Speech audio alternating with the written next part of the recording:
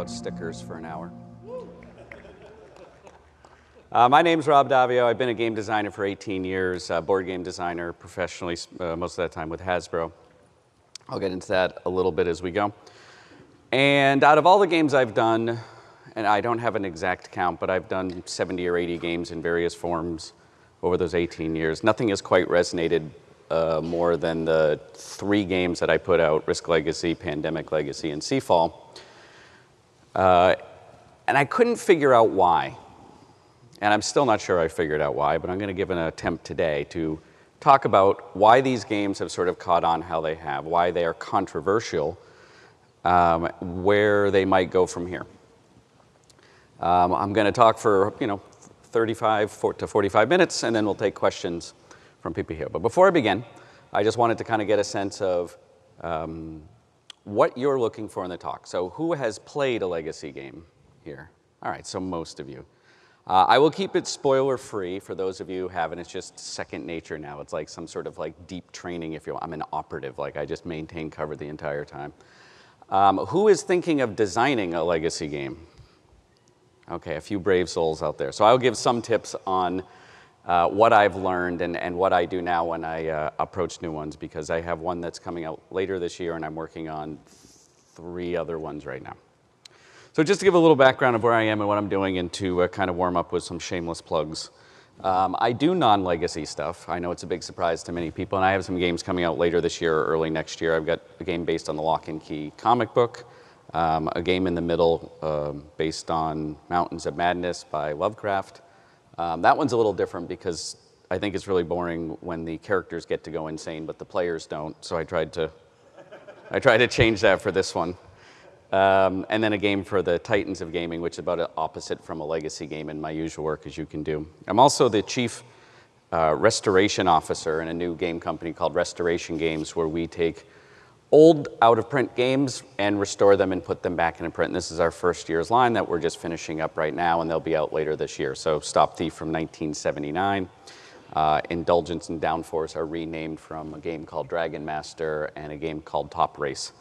So that's fun. So sometimes I'm just mining the vault for old ideas and bring them back. But what I'm really going to talk about today is covenants. And I had a ton of really bad Ark of the Covenant jokes that I'm not going to get into. And you're welcome for that, because when I woke up this morning, I realized how awful they were. They were so clever when I wrote them, like awful clever, but they're not clever whatsoever. And by covenants, I mean nothing legal, nothing binding, nothing biblical, but almost every human interaction, especially when you're dealing with strangers, has some sort of underlying covenant. You don't expect the cook to poison your food at a restaurant. You don't expect to be punched in the face when you buy coffee or walk down the street, right? Some things are illegal, and then there's some things that are just sort of culturally inappropriate and vary from culture to culture. And it's no different as a game designer. I realize that when you make a game as a game designer, you have a covenant with the players, and there's certain expectations that are sort of unspoken and perhaps even unknown to both parties that you are agreeing to deal with and basically be beholden to. What I realize is that legacy games are disruptive in a way and controversial because when I came up with the idea, I accidentally broke a number of these covenants, which makes it sort of exhilarating in one sense and off-putting in another to some people who don't want them broken. This is the same thing, and I'm not comparing myself to him or his success, but that George R. Martin did with Game of Thrones, which is there is a covenant that the main character cannot be really killed, just set back. And he made a pretty good point of saying he could abuse that main notion, and he did it so that the reader would always be nervous and care more about every character because no one was truly safe. So I think sometimes, if you're designing something creative and you're designing something new, if at all possible, and I don't know how possible this is because this is me looking back 8 years later and spending a lot of time thinking about it, being able to identify covenants between the person that you're designing something for and yourself, and figuring out if these are actual covenants that are inviolate and need to be maintained, or if it's something that's just a cultural shorthand that can be broken or otherwise manipulated. So that's about as heady as we're going to get in this. After this, we're going to talk about games and stickers. So what path led me to deciding one day that it was going to be really fun to make a game that you write on and that you rip up cards for? So it all starts in the 70s. That's not exactly me, but it might as well be me. Everyone was blonde and the world was orange from like the friction from the corduroy or something like that that was going on. So I grew up in the 70s, and then when I got to about 1980, I discovered D&D, which storytelling, one game leads to another. And I got so good at it, I moved on to advanced D&D. So that's why I get to be up here, because I became advanced. And so whole new things changed there. D&D remains a through line through a lot of my designs and a lot of my thinking. And you know, when I was 12 years old, I played a lot of it. And when people ask me now, what's your favorite game? I say it's very simple. It's playing first edition D&D with my friends and my brothers when I'm 12. But I don't get to do that anymore. But it's maintained. And the idea of getting up one morning and then saying, like, where were we yesterday? What was happening? And then something happens, and then a character dies, or you lose something, you get that bad die roll, and you fudge it all the time in D&D. But in general, you get this sense of things have just moved forward, and you're just picking up where you left off. So that's always been in my mind. And I discovered D&D when I was at camp at age 12. And at the same time, because I didn't really want to go away to camp, my parents let me bring my first comic books. That was the exact one that well, not the exact one, it's a picture of the exact one that I got to bring with me. And again, this all of a sudden is episodic storytelling, what happens in the next chapter. And it's not uncommon. It's television, it's comic books, it's serialized novels of the 19th century. But the idea is pick up where you left off. And then, you know, I went through and I played a ton of Infocom games. I still get nostalgia seeing that blue on cyan screen. Like, that's like, why isn't this still the default user interface in the world? Nothing has been improved upon since that. So I played a lot of those games, and then let's see if anyone, had two deep nerd cuts I wanted to bring up. I was a member of the Star Wars fan club and got Bantha Tracks magazine delivered to me. Which got me so hyped for Empire Strikes Back, because I was 7 to 10 reading a quarterly, I think, fan news magazine. They're sending pictures, and I was out of my mind like only a kid could be. And then somehow the movie was better. So I also will maintain that that is the best movie ever made, because it was for me. And on the right is something called Adventure Construction Kit. Has anyone seen this or played with it? A couple people? Oh, wow, of course, I'm at the GDC. This was something put out 1985, 84, 86, which basically let you create your own little world. And you had characters, and you could set different genres and write dialogues and walk around and open chests and do stuff. And I played around, and I sort of fell in love with the theory of it. I think in the reality, either I was using it wrong or they were missing one vital point, which is when you play tested it and kind of moved people around and did things, when you wanted to reset it, you had to go manually put everything back. Right? You couldn't just be like, okay, let's reset. And so you test them like, this is great, move this guy back, put that in the chest, lock this door. So I never really moved on. So these are some of the things that formulated my life as a kid, and I never thought for a moment it would lead to anything professional. When I grew up at age 28, I became a professional game designer, which still seems, even though it is a ton of work, it seems in some way like it can't actually be what I've been doing for a living. I mean, my career is old enough to vote and smoke, so it should feel normal right now. Along the line, a couple games that I worked on, Risk 2210 AD, which started to talk about like making bigger games and factions and working with an engine already, in this case the Risk engine, to do more interesting things, and that's part of the thread that would lead to Risk Legacy. I was one of the 3 people who all claimed 70% of the design work on Betrayal at House on the Hill, which is probably fair because it's a big game. And then I think the math holds. I was not the original inventor on that, but I worked on it for about 1.5 years at Hasbro, some sort of either second designer or developer. There's really no word for it. But I kind of fell in love with the fact that you start a game and then it goes in an unexpected direction. Like, you're halfway and like you got surprised by the game. You literally don't know when you're starting the game what's going to happen or even how to win. So the idea that a game can sort of come out and surprise you while you're playing it was something I inherited from the inventor of this and get to spend a lot of time with and sort of internalized. I was one of the designers on HeroScape. So then, again, like narrative storytelling and campaign development, and I'm still really proud of this game, the fact that we sold it as take your toy box and shake it out onto your Lego set, and then you've got a game. Unfortunately, the price of plastic is tied into the price of petroleum, And from when we conceived the idea until like 5 years later, it became sort of cost ineffective to make. But the one game that I think is the direct predecessor to the legacy idea is something that most people don't even know of and would be very surprised to find out what it is, which is Lord of the Rings Trivial Pursuit DVD. I'm sorry, Trivial Pursuit Lord of the Rings DVD. The Trivial Pursuit brand comes first. This was something I worked on. I worked on a number of DVD games in the middle of last decade. If you think you have restrictions in the code you have to work with, DVDs were a whole other exciting world. There was no real standard to them. Different DVD players would make different calls to different code at however they wanted to do it, because most of the time you put it in and you played a movie. But this was a fad, and this was a thing, and Hasbro jumped on board, and I did a number of things with it. And what I did with Lord of the Rings, I was doing a lot of work with Trivial Pursuit at the time, is Trivial Pursuit is a box of cards, and you take out a card and you read it. I don't know why I'm telling you this. You kind of understand how that works. But there's something interesting about themed trivia. Themed trivia, the person buying this probably knows Lord of the Rings. You wouldn't buy it for them or you wouldn't buy it for yourself unless you had an interest in Lord of the Rings. But that person playing a trivia game is probably with people who don't know as much as they do about Lord of the Rings. So you have a dilemma as a designer, which is, do you write easy questions or do you write hard questions? Because either way, you're alienating about half of your audience who's likely to be playing this. So what you usually end up doing is doing a mix of both, and then you put it in a card box and you randomly draw it out. And you get a question, and now again, you've got a 50% chance of the person who's good at it getting some really obvious question, and the person who's not good at it getting some ludicrous question, and they both feel frustrated by the experience. So I had what I thought was a clever idea of, on the DVD, sort of turning the box of cards, which is randomly shuffled, into something, and this is an analog version, which is a more controlled experience.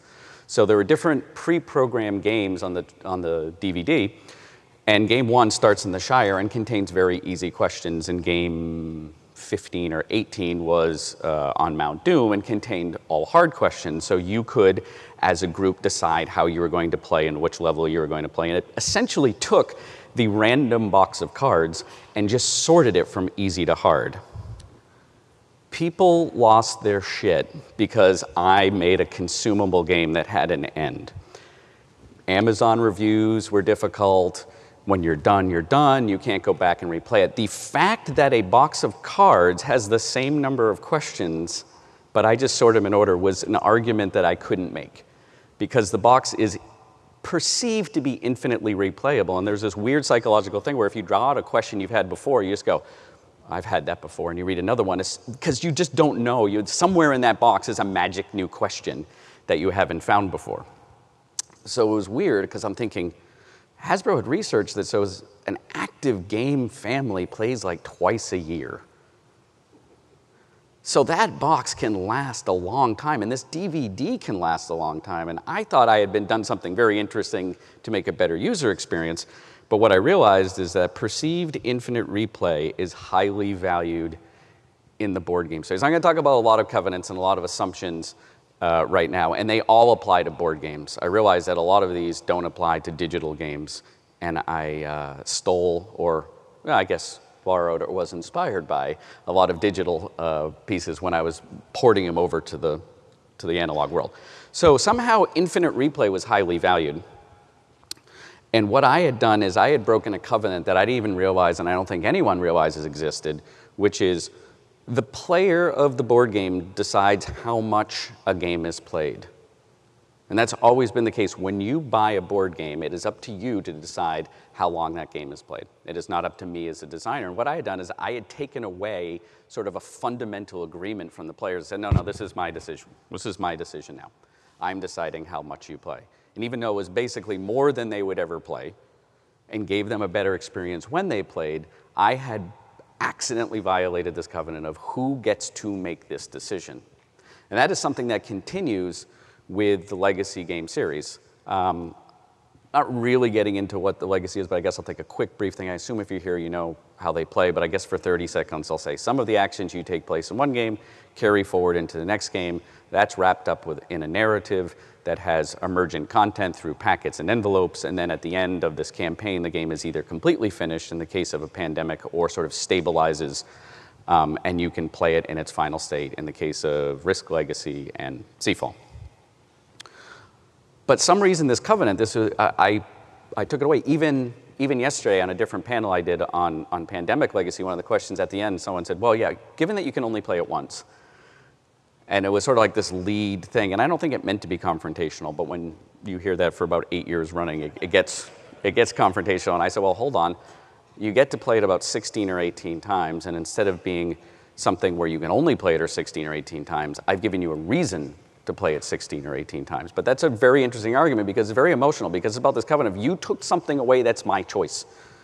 And you can do it at you can do it at restaurants now, like, oh, just whatever the chef wants, or give me the tasting menu, and I'm not going to pick. But you can still see what's coming, and you can opt out, and there's a few, or not go to the restaurant or something like that.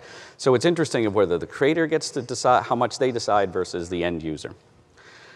And so I thought about it, and I realized that people really want games to be like Groundhog Day. They want to start in the same place when they wake up in the morning, and they want to make little different choices in their day to see where it ends. And they want to do it as much as possible. Do they want to save the kid who falls out of the tree? Do they want to, but Groundhog's Day is a sort of analogy in that the main character does mature and learn and go on and know things different. But people really like the conception of a board game being in their control, and that there's these safe parameters around like what they can do, which led me to think about different experiences, different creative experiences if you're consuming narrative for the most part, or you're consuming something. Some things are very repeatable, and when you repeat them, they're exactly the same thing, and some things are more experiential, which is like when you do it, you're done, and you can't do it again, or you can't do it exactly the same way. And sort of the traditional ones, and this is deliberately off-center, is there's a movie, and then you see the movie again, and it's the movie, and there's a book, and there's music, and when you put on Sgt. Pepper, you're going to get the same songs in the same order, and no one's upset about this. And games people want them to be largely repeatable, but I move the letter E over the line to be like, but I want to experience it in a different way. I want to come in at different angles and play with it, but I want it to be a repeatable experience. But almost all of these things which are traditionally repeatable also have sort of an experiential equivalent. So instead of going to a movie, which granted, it's repeatable now that you can just get it into your home or you can own it. 50 years ago, it's different. But if you go to see a play, which is a lot like a movie, it's going to be different every time. You buy a ticket, it depends like who the actors are, or an understudy, or what choices they made, or what theater it's in. And even if you see the exact same people do it 3 nights in a row, it's going to have these little nuances. And if you don't like the play in the middle, you can leave, but you don't get your money back from your ticket, and no one else can come in and take where you left off. If you want to see again, you got to buy a new ticket. And it's the same thing with a concert, which is a musical equivalent to theater. And for books, there are coloring books and there are crossword puzzles, and no one gets mad when they go back to their coloring book that they colored in and like, oh, it's used up. Like this is ridiculous. My other book isn't used up, but this one is. Like these had like these sort of alternate versions where you could experience them one and manipulate them and then be done. But the board game world didn't really have this equivalent. And I'd like to say that I really like sat down and thought this all through at the time. But again, this is looking back over years of sort of unconscious thinking made conscious. Now, there's one flip side that I just sort of made an analogy to. And I put this out as a design challenge to all of you that I hope no one takes me up on it, which is food is a consumable experience. And no one has made a repeatable food experience yet. So it can go the other way. So that's an open space, free for you to design in. However you like.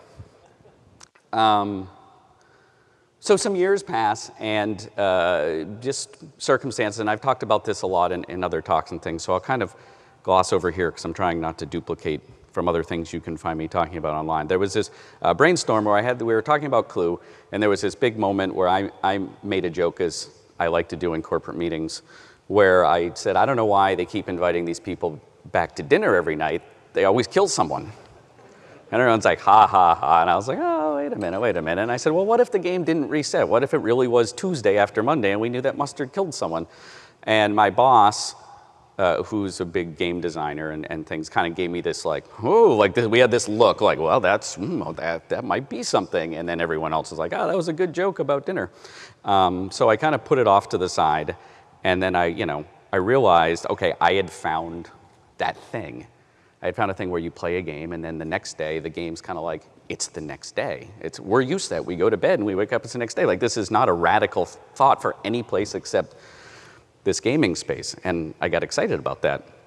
And I'm like, well, what really makes it the next day? Like what actions and consequences and things, and how does this work? And started playing around, and I came up with something. I realized what everyone's going to do is one of two things. It's either they're going to start playing, and they're going to be playing Clue, and I had this, it was called Clue, the Usual Suspects, and you're getting grudges and enemies, and a little rap sheet, like in your world it's mustard, in your world it's peacock, and there was a couple of things that are going to happen. One, people are going to get to the point where they don't like a decision they made a couple of games ago, and they're going to rewind it.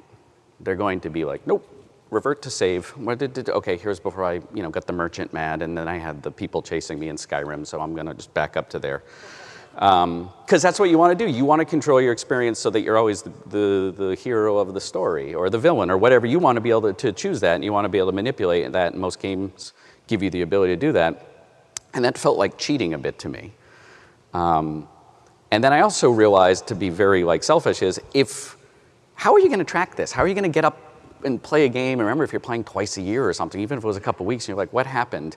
And there was going to be tokens and bags and markers, and you would have to have this very elaborate craft project about how this all goes together. I'm like, man, if you just kind of wrote on it and put a sticker on it, then it's just done, and you don't have to worry about it coming apart. So part of this whole permanent was to prevent cheating, but a large part of it was to make my job easier and to make the game, which I thought at the time was going to be like 10-year-olds playing Clue, easier to manage. And so then you get this idea of permanent change. Now, the game doesn't tell you to burn things, but some people are very, very excited about the fact that they can finally abuse a game component.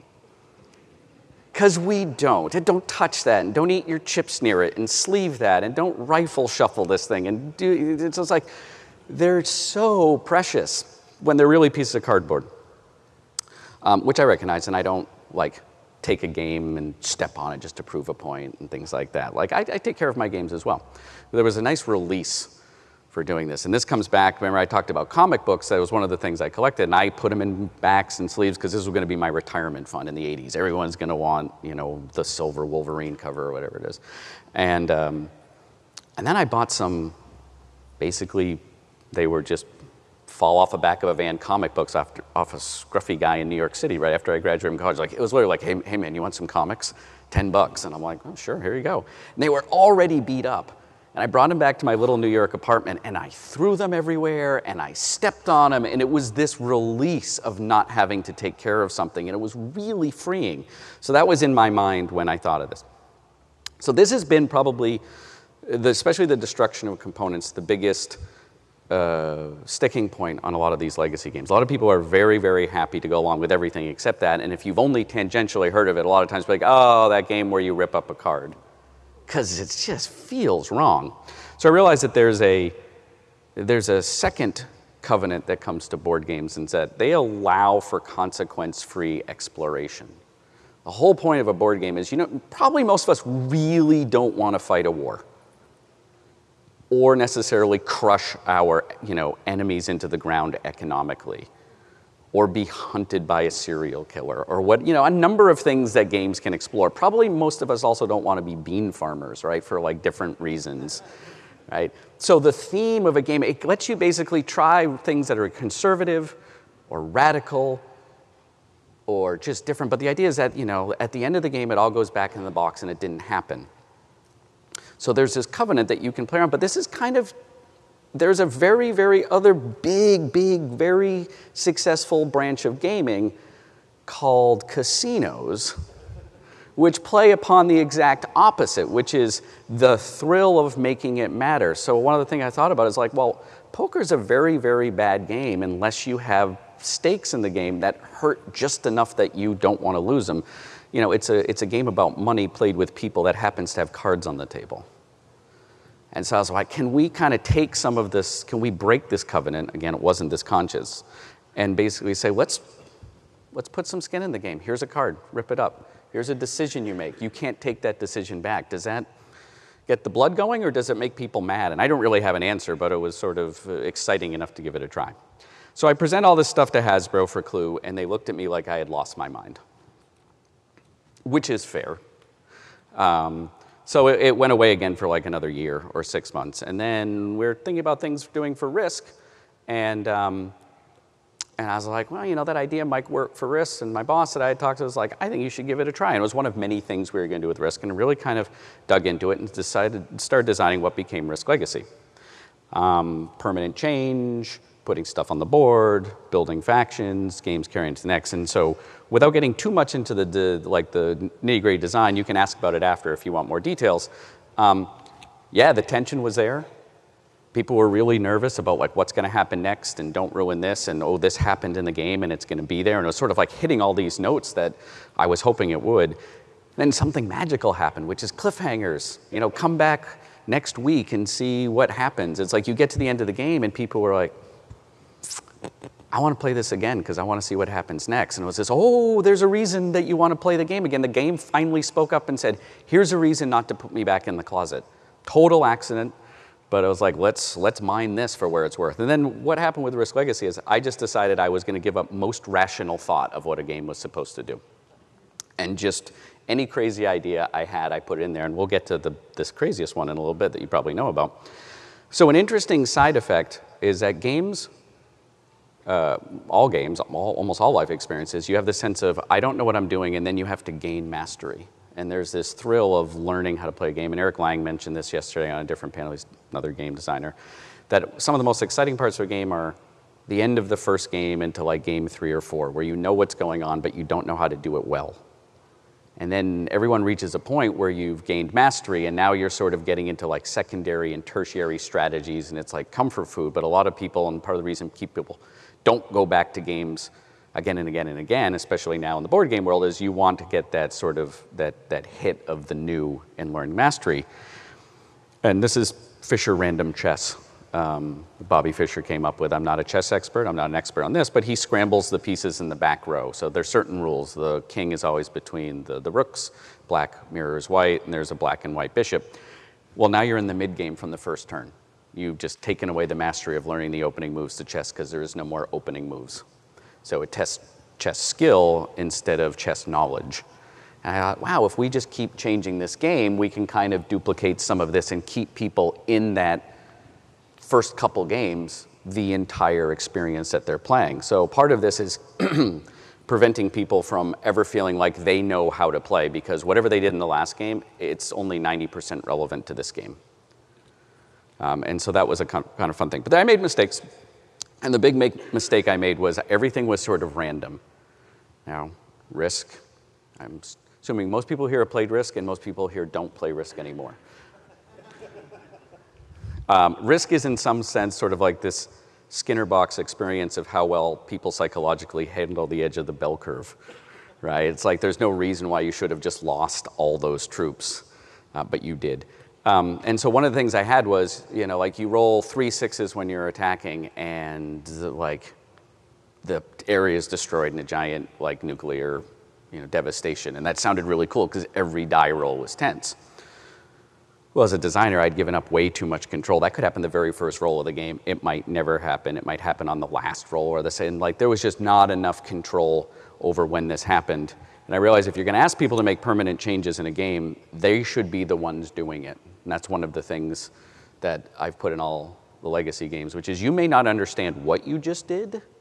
You may not understand why you just did it, but in almost every single case, you were responsible, or it was preventable, or you had some sort of general you were an agent of that. In Risk Legacy, you had full control. So, which is right here, which is, you know, there was a sticker that's on a card, and you choose when to put a sticker on a board. And later on, you might really regret it, but you did it. So it's like actions have consequences, and what I always wanted was when you look back at it, it always makes sense in retrospect why that happened. So that leads to another covenant, which is board games, the designer always controls the materials. Here's the game. It's done. Play with it. They're never like, here's most of the game. Here's a bunch of stickers. Here's some plastic pieces. Just kind of put them together however you like, and it'll all work out.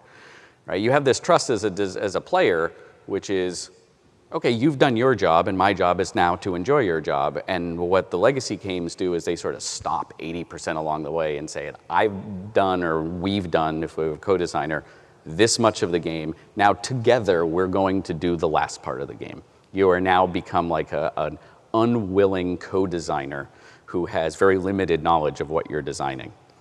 And I think that that's like, it's exhilarating to some people. In every gamer is a game designer. So, you get to sort of get in and put your fingerprint on things. And it's just basically like permission to make house rules. But the downside to the giving people all these cards is because it was so new and because it was so powerful and because it was so different, it was like giving matches to a toddler in the sense that I would give out 10 stickers and they'd be gone within the first 2 turns of the game. Like, well, I'm going to do this, well, I'm going to do this, well, I'm going to do it. And then you get to the second game and you have this incredible hangover of why'd we do that? There's nothing fun left to do and we've made a mess of our board. So I was like, well, I can't give them all the materials right now. I need to wait and say, like, here's a couple things, learn how to use your tools, play for a while, integrate those, and now here's some new tools. And I'm like, well, I gotta put them in a box or something or lock them up. And which led to the second big moment, which is these secondary goals. And the box lid was deliberately designed to be open so you could see them. And I'm like, well, this is cool. There's a chance for some narrative here, right? Instead of saying open this at the end of game 3, it's like open this. One of them is when, I'm trying to think what the exact thing is, when a person wins for the second time. And so I could do the math, be like, well, that's not going to be game 1. And in a 5-player game, it might be like all the way to like game 9 or something like that. But most of the time it would be like game 3 or 4. So it gave me enough control as a designer to figure out here's when stuff comes out. And I was like, this is neat. This is just like, if you play a game and people go like, here's the beginner rules, the intermediate rules, and the advanced rules. And you're like, okay, I'm really cool. I'm going to start with the advanced rules. And then you play it and you're like, this game's hard. I don't like it. But it's like, I just took that and sort of, it was kind of the reverse thing. Instead of saying, I'm going to give you that choice, I'm going to say, I'm going to leave it here. I'm going to make you play the beginner game, and then you earn your way to the intermediate game, but you earn it in a thematic way.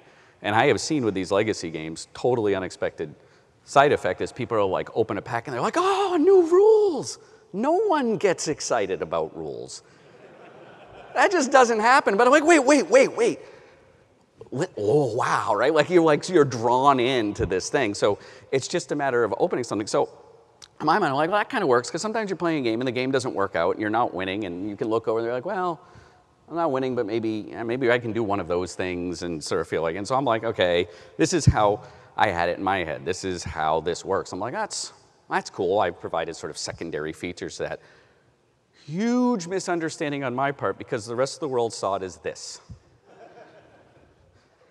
Well, what's in there? How do I get to it? How fast do I get to it? When does this happen? Why don't you and I work together? I'll lose so you can win, just so we can open that thing. And so that's when I learned the power of anticipation and the unknown.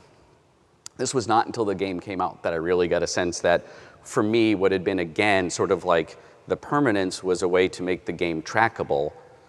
The locked up content was to make the game that you didn't abuse the game with the first part that I made permanent. And it's only in retrospect that I'm like, oh yeah, it was this total narrative thing that I was doing, and the power of foreshadowing and everything like that. And so, but once I kind of realized, like, this is the sticker that closes the Risk Legacy box, I'm like, well, like I said, now I'm just going to do whatever. So I'm going to put a note on there and make it a ritual. And you have to cut it, and then you're breaking the seal on something like that. And then there's another covenant that kind of comes in here, which is game's going to tell you everything that's in the box. Hasbro's a big corporation. It's got a lot of layers of lawyers and safeties and checks. So the meetings I had in where they're like, well, we need to put the box contents on the outside, I'm like, well, you can't. Those were some interesting meetings. There were 2 meetings that I had many times. One is making sure I'm like, can we say and more? Can we say at least? Can we say, and like, again, a lot of things that they realized had to be in there did not have to be in there. They were just customs, they weren't laws. And the other one was, at least 3 times I'd be in a meeting and some production person like, oh, you had marked the stickers as permanent, but I switched it so you could peel them off and remove them, because, I'm like, no, it's permanent. It's like, yeah, but that means you can't pick them up again. I'm like, yep, but you don't want that. Yes, I do. Right? And then 3 months later, some other person would be like, hey, we noticed you had put permanent stickers, so we made them repeal. I'm like, nope, I want them to be where even if you accidentally put the corner on something, like, that's it. Like, it's gonna be there, or you're gonna rip off your board.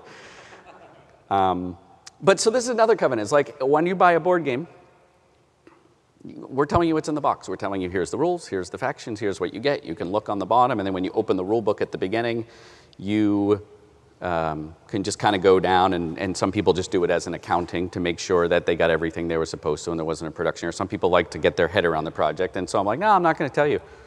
There's a whole bunch of stuff in sealed boxes, and hopefully we produced it right. Sometimes we don't.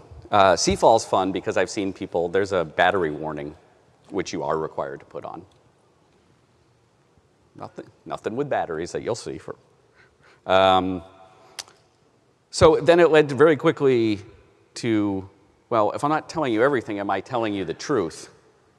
There's a certain amount of trust that I, as a game designer, am being truthful with you, and I break this covenant every legacy game that I do. It's just like an authored, it's narrative surprise. And I'm like, okay, well, how can we really use this? And that's when I did this idea. I don't know if all of you know about this. It still continues to entertain me. What I realized is people aren't going to want to rip up a card. And the first thing that Risk Legacy asks you to do is take out a card with 2 stickers on it, apply 1 sticker to the faction you're playing, and then rip up the card that contains the other sticker. Like the first thing is A or B, and you can't go back and it's being torn up. And what I wanted was the people who go, nope, and just quit right there. Like, don't torture them. Like, it's this little litmus test of whether you're up for this. But I also realized that everyone's going to go, I'm not going to rip it up. There's this big black plastic vacuum form tray in the box. And you're like, there's no real way to put this. I know, I'll put it under the tray. And when you pick up the tray, that is taped to the bottom. Some people find it right away. Some people don't find it until they played 15 games, because that tray's in there tight. So basically, it was a way to torture people who were meticulous.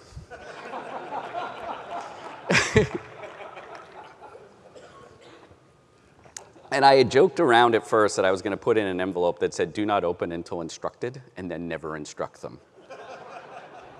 So to be fair, I am nicer than I threatened to be. And there's been a whole fascinating bits of psychology here around groups finding this, and then spontaneously, again, I've given creative control over to them, house ruling how they're going to. We'll do it after everyone wins once. We'll do it after 8 games. We'll do it after Bill finally wins because he hasn't won. We won't open it all. We'll open it right now. And just to make sure that no one could find out what it was, there are 4 random packets at the bottom. 2 are bad for everyone. Just messes up your world. 1 is bad only for the people who are there when it's opened. And 1 is only good if you're there when it's opened. Because even if you wanted to Google it, you wouldn't have an answer of whether you wanted to be there or not. So then people open it, and it's more often than not bad. And then something very interesting happens with the psychology. They integrate these rules into the game and play with this bad expansion because they opened something they shouldn't. There is no reason why they have to, right? If you're playing a game and you are like, someone's like, do you want to play with this expansion? You're like, I don't like it. It's kind of a downbeat. You're like, okay, cool, we'll leave it out. I just gave you an expansion and you're like, well, we got to do it.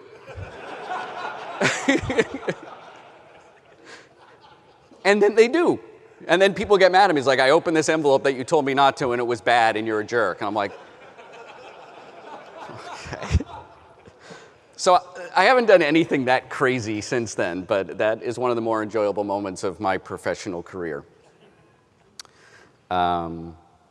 Actually, so I was at a game convention last year and someone was auctioning away one of these, and the people doing the auction asked me to open the box and change 1 component so that when they found it, they had a customized version. And because it was a last-minute request and I panicked, I didn't know what to do, so I opened up that envelope and then put my cell phone number and said, text this to this cell phone when you open it. Figuring I'd have this wonderful plan when they texted me. So 9 months later, when someone texts me and I'm like, Unpub 27, what does that mean? And I'm like, oh, I was supposed to think of something.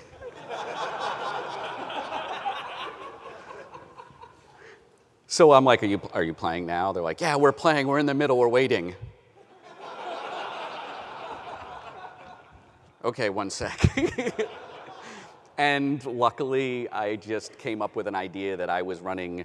I was a secret scientific bunker running, teleporting portals between places, and they could text this number for the next 2 hours, and I would open up 2 random portals, but if they went through, something good might happen or something bad might happen, but they could get their jump on their enemy. And they were so excited, like, we need a portal. Actually, no, they would do it. We need a portal between Brazil and France, like, coming online. And then I would literally roll percentile dice. Oh, sorry, you lost 3 troops on the way. And we had a great time. And then we shut the portal down. Actually, it worked out really well. At the end of that game, they opened up another envelope, which opened up this, like, really big dramatic point with this, like, big new bad guy and this dramatic twist. And I was like, they've tapped into our signal. I'm sorry we helped cause this. Signing off, and then just didn't answer any more of their texts. So, thank you.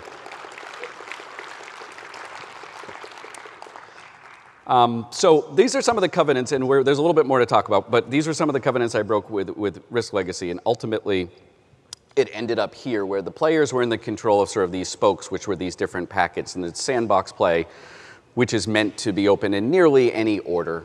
I think it's possible to actually open them in almost every order, or every order. And then you get to 15 games, and then there's just, the ending was like, you're done. It doesn't lead to any sort of climax, like, 15 games, thank you for playing.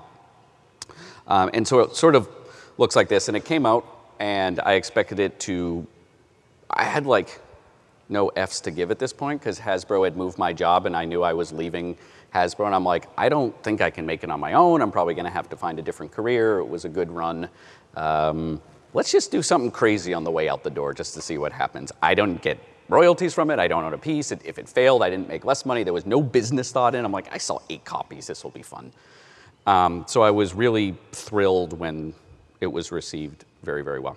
So I set out, and I'm on my own, and I'm like, okay, I'm going to do another one, and what became SeaFall. And I had 14 years of doing kids games, and I'm like, I'm going to make the biggest thing that's ever been made, ever. Yeah. So I wanted to do like longer playtime and more narrative and more unknown. I'm like, oh, you want Christmas presents? I'm going to give you an empty board. How's that? And you're going to explore it and do stuff. And then it took 3 years. But we'll get back to it. It's called foreshadowing. So in the meantime, Matt Leacock comes up to me, and he's like, hey, let's take this idea for Pandemic. And I'm like, I don't think it's going to work as a co-op, man. Sorry, but let's give it a try. So we sat down, and we did a whole talk on this yesterday. So I'm not going to get into it in detail here, because you can find it online after. But one of the first things we did is like, well, we want more of a story. We want more of a movie feel. So we came up with something completely radical. Feel free to take pictures. It's called a 3-act structure. We created a timeline of months, and we did upbeats and downbeats, and we ended up basically taking this sort of free-form sandbox thing that had been done in Risk, and we turn it into a tightly scripted legacy deck where you start with card 1, and we go through, and you get to card, I think it's 60 or something in season 1. And along the way, like, we are presenting a fairly linear narrative that you get to sort of wobble in different places. But if you played Pandemic Legacy and we had a little breakout session here, most of you would have similar experiences, but you might say like, oh no, we never used that character. Or for us, Europe was more problematic. For us, it was South America. But so you're having your own experience, but it's within the, it's starting. But the big question we had to do, and this is for people who are interested in doing legacy games, a little bit of a design sidebar now, we're getting away from covenants and into design things, is you as a designer have less and less control the longer the games go. Like, people are like, why is it 15? And first I'm like, well, because that's a pretty big commitment already. And I've had 2 people ask me this weekend, I'm like, can we have like a 6-pack legacy game experience, just like a long weekend? And I'm like, okay, 2 separate people asked me, so I'll think about it. But 15 felt like you got your money's worth, but it's sort of capped because I felt like people weren't going to want to play after a certain point, and the design cone of where the game was going to go was going to get so wide that as a designer, I was going to have no idea if the game broke. Like, it will break eventually if you give people the ability to keep changing it. But what happened in Risk and what happens in SeaFall is it's a competitive game, so I'm relying on the players, again, unwitting co-designers, to keep the game balance by beating up on the leader. Well, you don't have that in a co-op game, right? So in a co-op game, you're like, Matt and I just had these fears of literally the game just kicking the players in the fetal position, like game after game after game, and losing leading to losing, and winning leading to winning. And we get into this in more detail in our talk, but basically you need to, if you're designing, have some way where losing doesn't lead to more losing, and winning doesn't lead to more winning, but winning is always better. And so there's a series of weird incentives, and what we did was something called funding in Pandemic Legacy. Most of you probably know this, but there are event cards. Event cards are good because they give you actions and they pad a deck to give you more time. So every time you win in Pandemic Legacy, we took 2 cards away, and every time you lost, we gave you 2 extra cards so that you could stay in this zone. Also, this is important in a co-op game. There's a safety net. When we were playtesting and people would lose, I had some friends lose first game in January, second game in January, first game in February, and they said, well, we're your friends, and we will keep testing this if you ask, but we're pretty sure that we would throw this away because we broke the game. I'm like, no, you didn't. They're like, we just lost the first 3. There's no way we're coming back. And we kept playing, and they kept going, and they had a good time. And Matt and I were talking about it, and we realized we put this box in that says, open if you lose 4 games in a row. And all this does is provide a psychological anchor of you are doing fine until you lose 4 games in a row. Now, if you lose 4 games in a row, there's stuff in there that will help you. But basically, if you're like, we lost the game, like, that happens. You lost 2 games. Like, okay, we lost 3 games. This is horrible. No, well, at least we didn't lose 4. If 4, we'd be in trouble. But if we lose 4, we get what's in that box. And they're like, okay, let's keep going then. And until we let them know when they should panic, they would panic after 2 losses or after 3 losses. So all this does is sort of say, like, I know I'm going to lie to you. I know I'm going to trick you. I know I'm going to do unexpected things. But really, honestly, we want you to have a good time, and we got your back if things get bad. And so that became Pandemic Legacy. Some takeaways from there is a linear story can work. Cooperative can work, and in fact, maybe even better, because you all integrate and learn new rules together, and you can think through, and as you open things, it's not like one person is better at figuring out how to use this new tool. And timed unlocks can work, whereas Risk Legacy, you sort of chose how things happen. For the most part in Pandemic, we're like, here's your next bit of content. Now, we've heard criticisms that it's a little too railroady, but people enjoyed it, so with Season 2, there's a little more creative choice. So let's go back to SeaFall, and I realize I'm talking too much. I want to get to questions. It got big, and it stayed shaggy, and it got some mixed reviews, although now I've seen later reviews and later people playing it. I think the people who I wanted to have play it are finding it. I think a lot of the people who played it earlier, people had played Pandemic Legacy and expected this to be like a Season 2, but it's a much heavier game. It was designed to be, but it is because it was a heavier game. There's some things. Longer playtime discourages binge play. I think with Risk and Pandemic, they're 45 minutes to an hour. You get done and you say, let's play again. SeaFall can be 2 hours. You don't say, let's play again. And then mentally, when people are like, do you want to play another game? You might be like, I don't know if we have time tonight, right? So with this game where I'm giving you reasons to play again and again and again, one of the things I need to give you is a quick, cleaner experience. The rules start heavier and ramp up more, which means the early games need to be more of a tutorial. They need to be like handled. I had to take a lot of rules out, which made some of the early games like, this is a little flat. And then you open up some stuff and you're like, oh, this is where the game gets good, which is where I had started it, but then people were confused. So moving the whole complexity scale up leads to a lot of issues in those early games, which get compounded by a longer playtime. But I will tell you, there's some really cool stuff in there. So if you're into like a big, sprawling Lord of the Rings, D&D campaign sort of longer thing, I think there's a lot of fantastic stuff in there, and I'm very happy with it. It just didn't meet the expectations that had been set with the first 2 games that had come up. So other people have jumped into this pool. So going downstream, right after Risk Legacy came out, the Pathfinder Adventure card game, sorry, it should say card game on there, it came out, and Mike Selinker, the designer, said he had played Risk Legacy. He's like, oh, that's cool, we're allowed to do that now? All right, you can make things change and continue and create campaigns, cool. And then he went off and did this. There's this game that just came out now called Gloomhaven. That is not 2 boxes stacked together. That is the Gloomhaven box, which I was going to bring out and play with some friends out here until I realized it was the suitcase. Like, it's huge. It's a big map. It's a tactical dungeon crawling thing with branching characters and all these little boxes in there. And Mechs vs. Minions. There's a board game that came out from Riot last year, which has like a box with a miniature in it and a campaign play. And then even a card game called Fabled Fruit. What most of the games I just went through are doing, though, is they took that second moment, the aha moment, where I said, oh, there's going to be narrative contents locked up. Fabled Fruit makes a point of saying this is not a legacy game. It's not a legacy game. They were like on the back. It's almost like, hey, Rob, this is not one of your games. Because they didn't do the permanent change. They didn't do that permanent. They just said, oh, we can lock up content or otherwise keep you from doing it, or have a deck that as you play the game, you bring new stuff in. So people are sort of taking the less controversial half of things and implementing the games. And I think it's fantastic that all of this is happening, because now, again, like giving you a reason to play the game again and again and again, to ramp up in complexity, to start you out simple, to give you some actions moving forward. And then for me, like I said, I'm working on 3 other ones right now. And just pigeonholing myself, just right in there. My brother, though, told me, he said, hey, from Boston, he's like, David Ortiz doesn't bunt. He's like, just keep making these legacy games until everyone tells you to stop making them.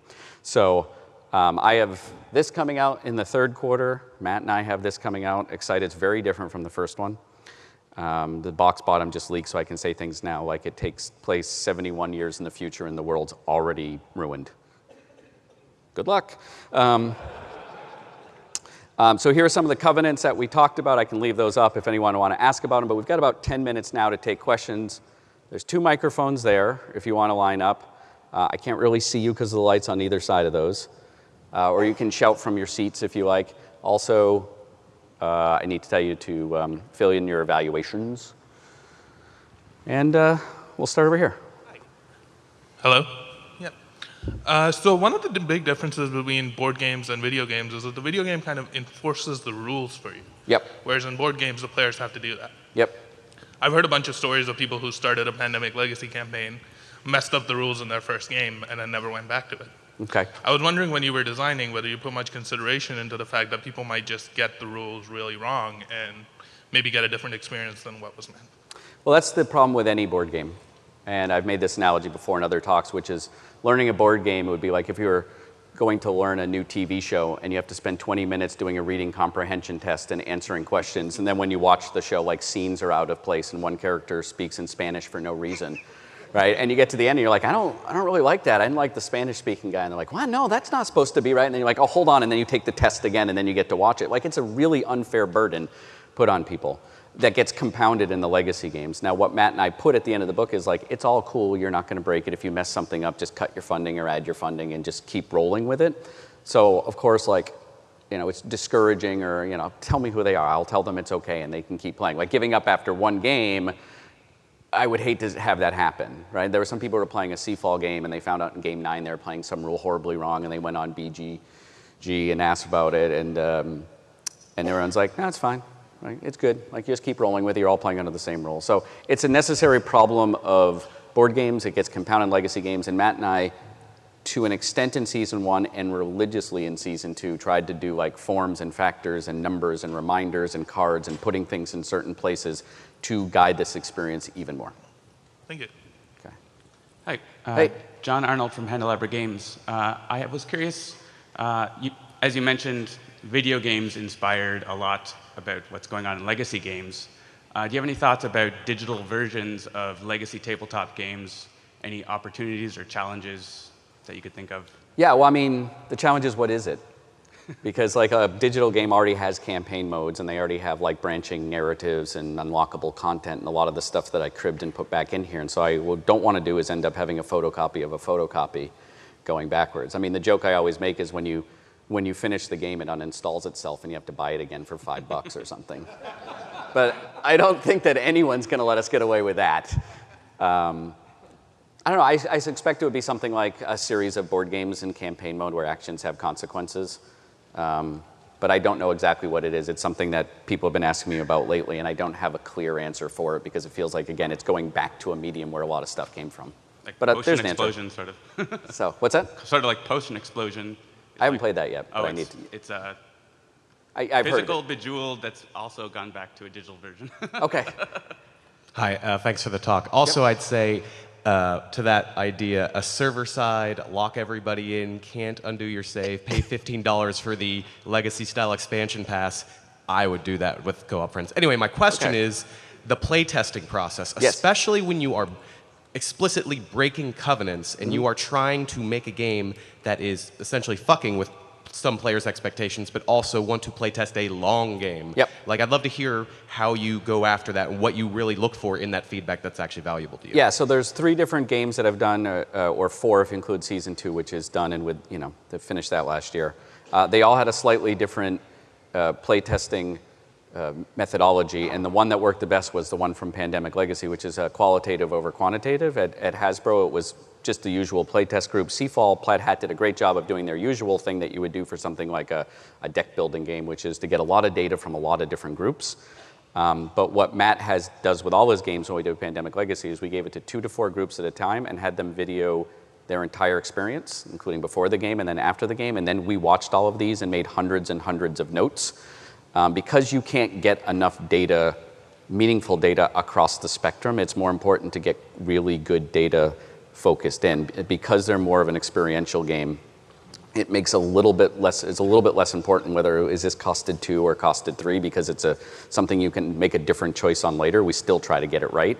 What's more important is people got confused, this text was too long, this didn't fit on the board, this rule was, they stopped play for 7 minutes figuring out this rule shouldn't come out in the middle of the game, it should come out at the end of the game because it's longer to integrate. So with legacy games now going forward, to me it's a video, it's a lot of work. It's hundreds of hours of video watching and making notes, but that's how you find all the things that aren't in the game but above the game, like above the table. Hi. We've got 4 minutes, so I could probably take these 3 questions. Okay. I'm interested in the covenant that the players make with each other to continue playing the game. With like an RPG, you say, oh, we're going to play D&D once a month, whatever, and it's effectively infinite. Yep. And with regular board games, we're going to play board games every week. It's going to be different. It's whatever we sit down to play. But here, I'm finding it difficult to find a group who's going to commit to Pandemic Legacy or SeaFall. Yep. Basically, the campaign nature of D&D is I inherited a lot of things from D&D, or took a lot of things. And one of the things I also took is the how do we get a group together problem. It's like forming a band, right? Like everyone has great ideas and then it just falls apart. It's different. It lives in that space of, hey, we're going to do this thing and we're going to play, the first game we played our game group every week is going to be Pandemic Legacy, and that will take our time for the next 3 months. That's one of the reasons people said they want a 6-pack. They wanted like 5 games and I'm done, or 8 games and I'm done, because I was so concerned about adding the value that we put the number at like 12 or 15, but I'm discovering now that maybe that's not as important as doing something where you can get a group together and committing, and maybe a smaller number makes sense. I don't have a magic answer other than it's the same issues that come from D&D. So, and we made a point with Pandemic Legacy to make it a 2-player game because it's a good couples game or parent and child game, right? It doesn't need it's easier to get 1 person together than 3. Right. Okay. Okay. I don't have an answer, unfortunately. What were some of the lessons you learned about tuning and balancing on a game like Betrayal at House on the Hill that you applied to the Legacy game? Yeah, well, that's probably the first time I've heard the phrase tune and balance associated with Betrayal at House on the Hill. Yeah, it's surprising. Yeah. Yeah, my take is sometimes tuning and balance is not as vital as the experience. What happens in Legacy is there's always a chance to fix it later, right? You make a chance and like, oh, that was a bad idea. It's like, well, at the end of this game, we now have to do this to correct for that because it didn't work how we wanted, to give enough people enough tools that they can solve whatever problem they created. That's when Matt and I will talk about with designing. Like, well, if they really mess up this portion, we'll give them these tools. If they don't pay attention to that, we'll give them these tools. So I don't know what problems you're going to have in your world, but we should have found a solution for all of it. So you may say like, well, we never use these stickers. And it's like, well, you didn't end up with a problem there. So for me, it's not about balancing it. It's trying to think of every problem and giving them the ability to balance it themselves. Okay. You showed some of the other games that are starting to do more sort of continuing campaigns and stuff Yep. like that, but that none of them are doing the more permanent changes that the legacy games are doing. Do you think more games will start doing, writing on the boards and stickers? Are you excited about that? And will they be called legacy games? They can be called legacy games if they want. I mean, I'm associated with it, but I control or own nothing to it because I thought of the idea while I worked for a corporation. So thank you, Hasbro, for not locking that down. Some people are doing it. Gloomhaven's doing it a little bit. I was a little behind on time, so I didn't get into his detail. But that is, multiple groups can be exploring the same world at the same time. So Group A might raid this tomb and shut it down before B gets there on a different night. Right? One of the things about a legacy game is you can't leave it at a library and everyone plays it. But Gloomhaven, you could. You could walk in and be like, oh, that other group that plays on Tuesday got that sword. Right? So there's some interesting things that are going on with permanence now. And I think when Risk came out, people saw it as an interesting fad. Or an interesting idea. A number of people tried it and said this is ridiculously difficult to do and probably is never going to be successful again. And then pandemic came out and everyone now said, okay, maybe there's something to this. And I keep hearing through the grapevine that there are more coming out. I think we're starting to see other people doing it based on it. And they'll come up with all sorts of new ideas that I couldn't possibly think of, because I'm now at the point where I'm like, this is how it's done. Like, it's gone from crazy idea to here are the rules of how to do it really quickly. So I'm looking forward to people shaking up my assumptions of what this can do. It's 10:31, so I'm afraid they're going to kick us out now. So I want to thank you all for taking the time this morning.